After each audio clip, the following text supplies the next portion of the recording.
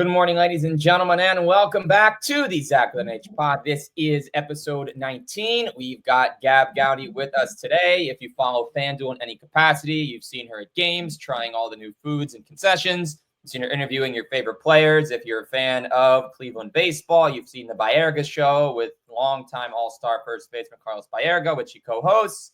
Looking forward, Gabb, to break it down your career, talk about how you got into it, and how one goes from optometry to sports. Right.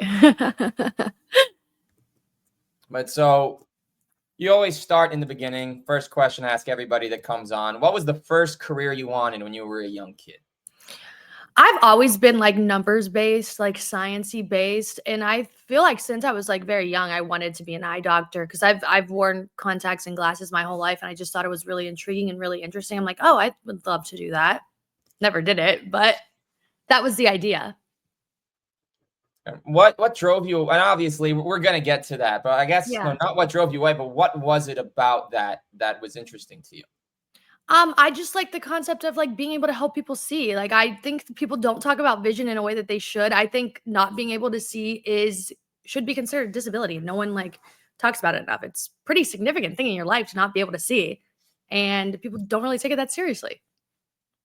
And like a lot of things with like vision is just like, if you need contacts, you need glasses, you obviously need them to survive. Yep. These aren't necessities that people consider. And I don't like that either. Yeah, right. Because in a lot of cases, without eye insurance, you might, for a good pair of glasses, you might spend $300 to $500, which normally you probably wouldn't. People that don't have glasses don't want to look at that. Obviously, as a glasses wearer for the last 15 years, I've learned all about how it works. But so we go from there.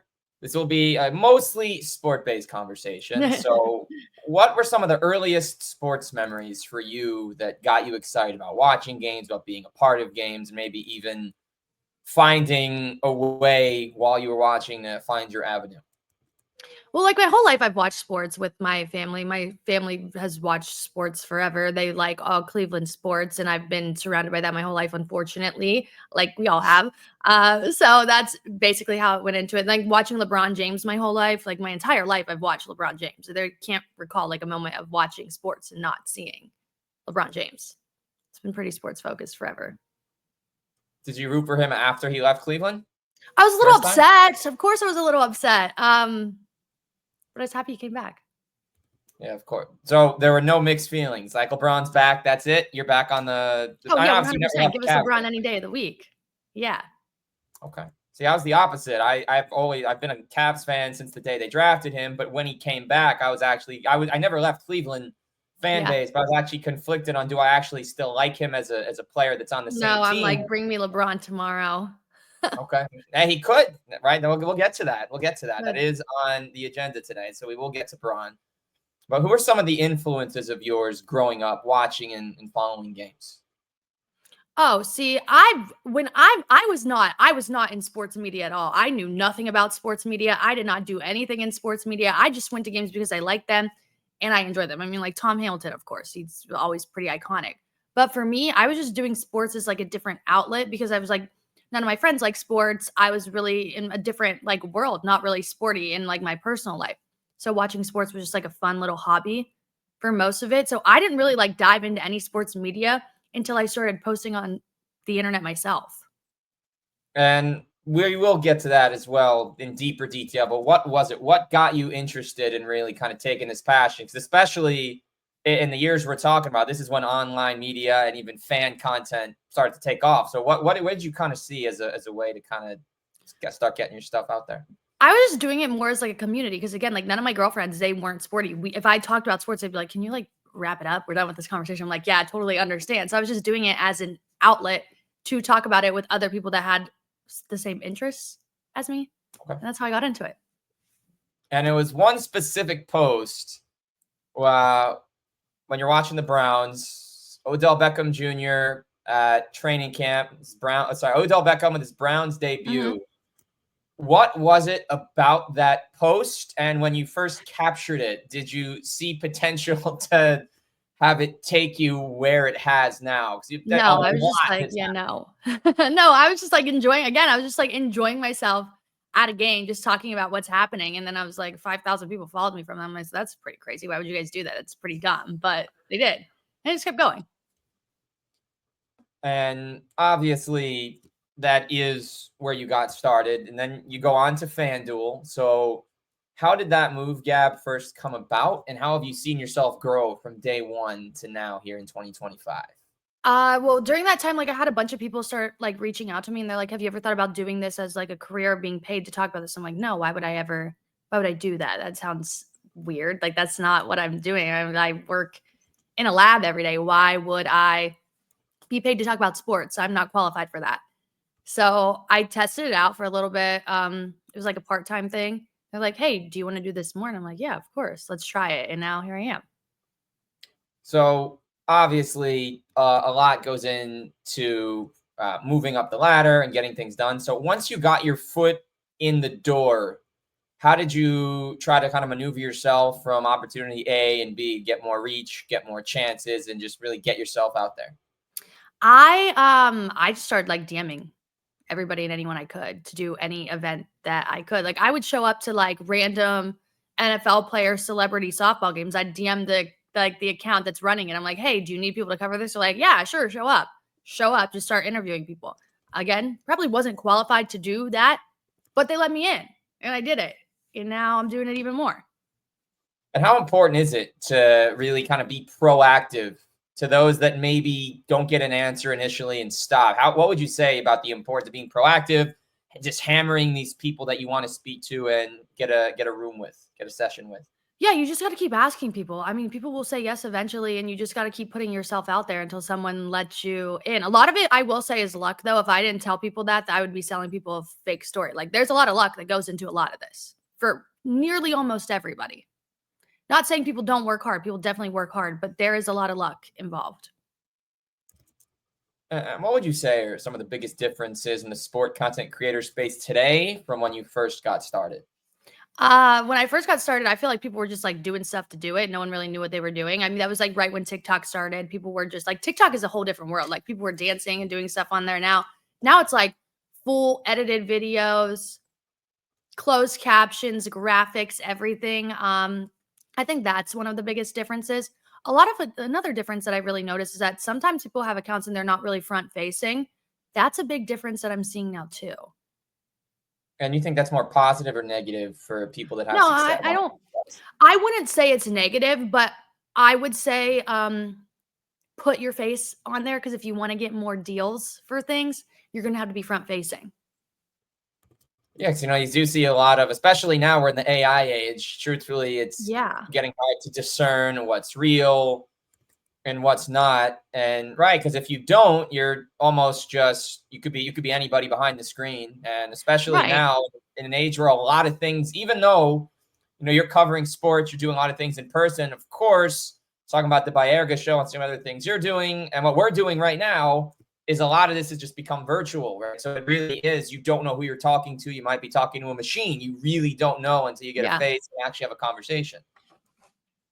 Right. Like, I see this on like Twitter a lot. Like, I posted this like gift basket that the Cavs were sending out to people.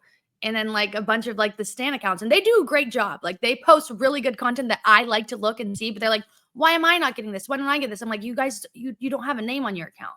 You don't put yourself out there. You have to be front facing in order to achieve these things. And yeah, it really is everything. So what would you say? And I know this is a question you probably get a lot. It's hard to pick one, but do you have a favorite project or assignment you've been put on? Because I know just in the last couple months, the different concession opportunities, the Baerga Show has come about. You got to talk to KD a couple months back for a boardroom event. You have a favorite one yet?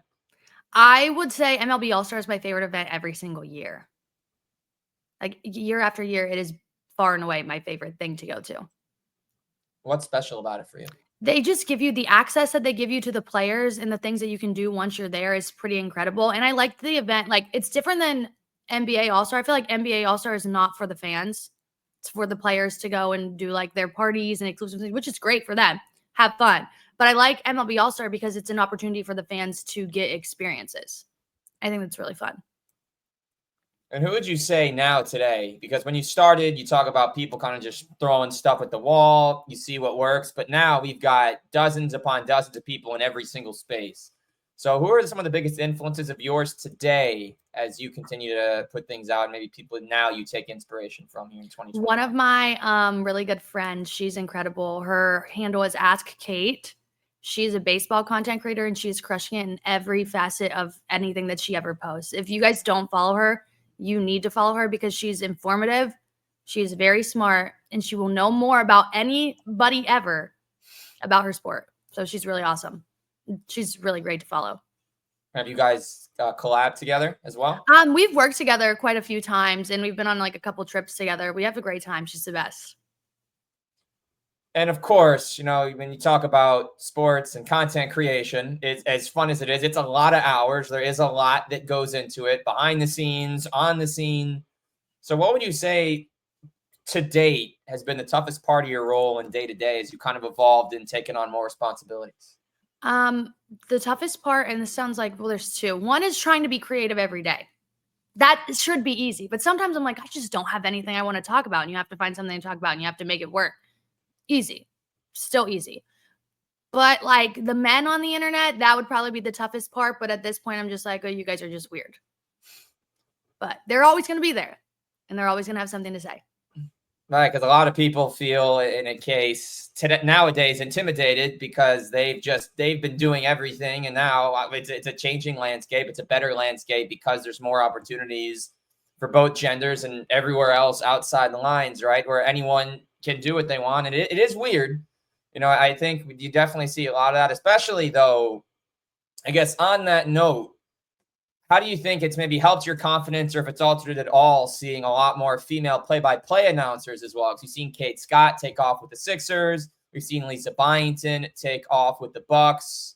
And it just seems that and it's not only women getting sideline reporter jobs now. It seems they're getting analyst opportunities, play-by-play opportunities. You watch all the studio shows with ESPN, you know, and it just seems like right now it's a much more even split where the representation seems to be a lot better. I think a lot of these women work way harder. They have to get where they need to be. No offense to the men that are there. They also work hard, but these women have to work twice as hard to get the opportunities that they also have. So I think that's where it is very impressive. Also, it's great to see women that are giving opinions instead of just asking the questions, because at first it was just a woman at a table asking all the questions and never being allowed to answer them. So now they're getting to answer them. And I think that's really fun and exciting. And I think also just one other name to mention, and I'm sure you've read her work, and it's Caitlin Cooper, who covers the Pacers.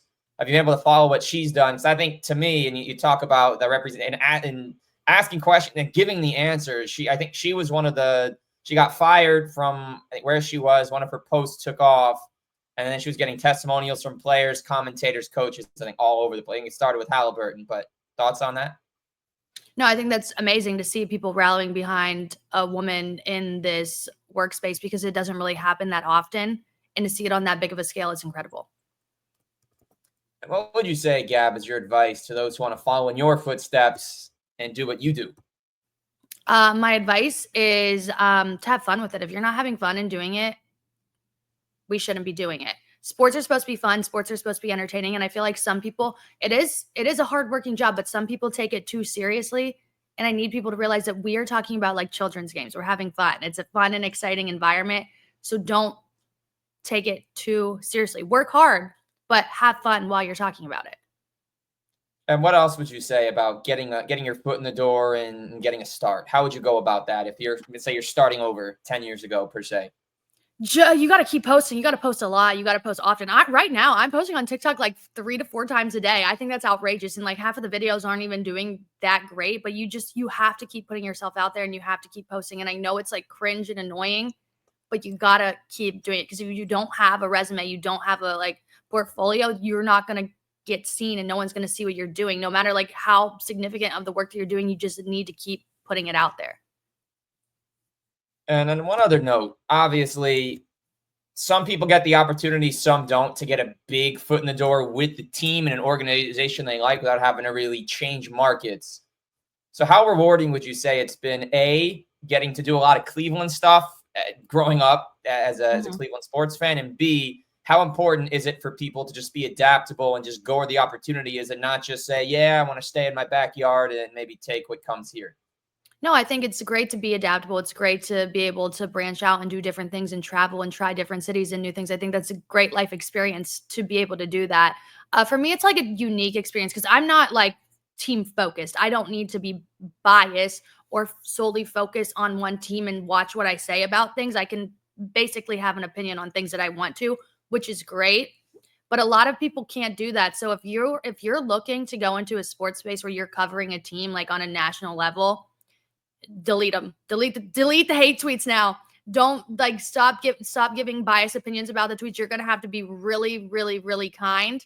And I know that sucks. And that's like, I mean, you should be able to have an opinion, but they're gonna look at that and they're gonna see it and they're gonna be like, yeah, you cannot work here. That's why like teams don't really hire like fans. Too opinionated, too much emotion into the franchise. So You're right. You talk about the non-front-facing accounts. You talk about those fan accounts. There's Alonzo Muse, there's a Nance Muse, a DeAndre Hunter Muse, a Muse for I guess every player, right? And that's cool. But right, the farthest they're ever going to get is a retweet from the team or maybe a follow from the player if they're feeling kind on that day. So we go from there, and you talked a lot about MLB All-Star, so good transition to food items. Because anyone that doesn't follow you and anyone that has not seen your content, there is a lot about ballpark food items, what the good deals are, where it's happening. And again, the hardest part probably to answer this for you is narrowing down thousands upon thousands into one. But do you have a favorite ballpark food item that you've tried in the last year that you recommend? In the last year. Going to games? Yeah. I had a really good hot dog at the All-Star game. It was the ATL dog. It was a hot dog with, I think it had like a little coleslaw on there, and then it had blue cheese crumbles, hot sauce, lemon pepper. It was really, really good. But I really like blue cheese. And I know that's like not really a popular opinion for a lot of people. Blue cheese is good. But I really like that hot dog. And now, when you do go to these games, do you and obviously it's great engagement, it's a great conversation, just talk food, because it's right, you take what happens at the games and you make it more human, more relatable. But do you tend to appreciate the more outrageous, like, I don't know why they're doing this items more, or is it really just the old classics that teams are doing well? No, I like the outrageous ones. I know a lot of people have hot takes. They're like, just stick to a regular hot dog and popcorn. I'm like, okay, but you want to grow your game. You want more people to come here. Let's add some attractions. Let's add some fun. Also, like, one crazy hot dog is not going to take away from the Cleveland Guardians not scoring for the first 5 innings. Let's be serious. Yeah, that's been happening a lot over the last couple of weeks too. So like, slider dog's not going to ruin that. Yeah, okay. Maybe it'll enhance the experience. So going from food to just sports cities, what sports city, and you travel a lot, see a lot of stadiums, what sports city has the best downtown, would you say? Best downtown. Oh, okay. I liked Minnesota. I thought that was pretty fun there. Like, you could get to everything pretty quick. Philly, their sports teams aren't downtown, but I like their downtown. I feel that's nice. That's pretty fun. I mean, like, we have it great here with walking between the Cavs and the Guardians. I mean, the Browns are there for now, but we'll just have to see what happens with them. Yeah, so people can go to a Browns game on a Sunday, then just stride into the. Well, I guess they could roll to a 1:00 game and then stride to the Rock and Roll Hall of Fame right after. You don't have that in other cities. For now, till they get rid of that. That's right. Eventually, if it that's locked in, right? That's definitively happening. Yeah, no, it's definitely gone, and that stadium is gone. But we'll find their way. So we talked about LeBron, Gabb, in the beginning, and it's been a hot topic. There's that weird Mavericks rumor that was circulating a couple weeks ago. Mm-hmm. Do you personally think LeBron James is ever coming back to Cleveland as a player? No, maybe like a one-day thing to retire. But I don't see him coming back. No. Would you want him to come back? I would never say no to LeBron James. I would never, like, LeBron James said, I want to be on the team. Like, yep, come on down. We would love to have you. I would never say no. Do I think it's going to happen? Also, no, but like, I wouldn't hate it. So do you think there's a 0% chance? I think like 1% chance. 1% chance. I just don't see it happening. Do you see it happening? No, but also we didn't see it happening the first time. Right. But like, I don't see, like, I just don't see a world where he just like, he's doing so much stuff with like his life in LA and doing everything there with his family. They're doing all their things there. I just don't see them just like, they probably wouldn't want to leave. They're probably going to stay there. And him coming back and playing in Cleveland, I just don't see it. Probably the only chance it happens if he gets a guarantee that Bronny would start alongside him, but you can't Right. can't do that. All right, so we got one final question before we give you an opportunity to promote everything. So I've gotten some interesting answers on this one, but it's something I ask everybody on the air, off the air, and bringing it back to food. To start, bench, cut with the sandwich, the wrap, and the panini. Where do you stand on that? I'm going to start. Oh, God, that's hard. The wrap's got to go. Get the wrap out. Wrap's got to go. Why does the wrap have to go? Too healthy right now. We don't need that right now. We're trying to have fun, and we're trying to enjoy life, and that wrap is not going to do it. Wrap, cut. I would start panini, bench, sandwich, wrap out. Really? So I thought sandwich might get the start based on talking about ballpark sandwiches, but ballpark paninis haven't caught on yet. Yeah, but like just a panini, a little hot pressed crispy bread like that'll get you. Depends on what the sandwich is, though. I could flip. Okay. Solid. Now I disagree about the wrap getting cut, but I understand for the reasons of because you're not going to just toss Fruit Loops with chicken in a wrap like you would in a sandwich and on a hot dog, which is not a sandwich, but that's another one at a game. I get it. Okay. And you stand by that. Like there's nothing you could put in a wrap. I'm not like a wrap kind of person. I'm not into it. I'd rather have just a salad. All right. So like you go to a pub restaurant then. So you're leaning toward but I usually it'd be sandwiches and wraps. You go sandwich/salad before wrap. A wrap. Yeah. Okay. I feel like the wraps are usually pretty underwhelming. They can be. They're small but mighty. Okay, so on that note, we talk food, we talk Cavs, we talk Cleveland, we talked about your career. What would you say your parting words would be here just to someone that wants to work in sports, that wants to get involved and just loves it? Just, again, keep putting yourself out there. People are going to be mean. People are going to be rude, and that shouldn't happen. It shouldn't happen. But those people that are doing it are miserable, and they're losers, and they're jealous of what you're doing. So keep having fun, keep posting, keep enjoying, and we need more women to talk about sports. And where can we find all of your work outside of FanDuel and the pod? Yeah, you guys can find me at Gabb Goudy, GabbGoudy, on literally every single platform there is. Except on YouTube, you got to add a 1 at the end, but if you type in the first part, you'll get there. So that's where you can find me. Well, appreciate you taking the time. Looking forward to continuing to follow the work you're doing. Appreciate it. Cool. Thanks. All right, it's Gabb Goudy. Zach with an H with you as always. We'll see you next week with David Horn, student broadcaster at Hunter College.